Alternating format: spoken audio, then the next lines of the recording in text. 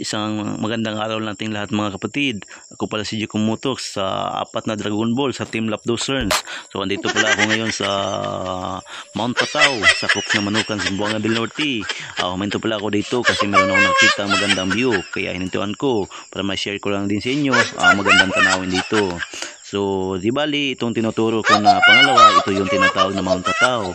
Meron din mga pumupunta dito na mga vloggers at iba pang mga pamilya na gustong subukang akyatin, experience nila yung itong bundok na to. Kasi maganda kasi ito kitang-kita din yung nasa ibaba nito, pati lahat ng view at magandang tanawin kasi bali nasa pinakaibabaw talaga to at nag-iisa lang talaga to mga idol. At meron din naman dito na sasakyan, dump truck, papunta ata to sa barangay Sitoy. Kaya sinama ko na rin. Ito yung maganda tingnan nyo yung sa right side natin, yung Mount Tatao ay kakahintulad din sa Chocolate Hills kaso nag-iisa lang, at hindi rin chocolate yung kulay niya.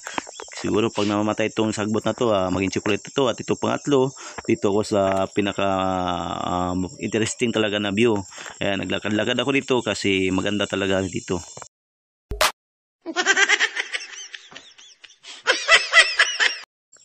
Kaya dito, nag-video-video na ako. Tinaas ko yung camera ko. Ginamitan ko yung stick na mahaba.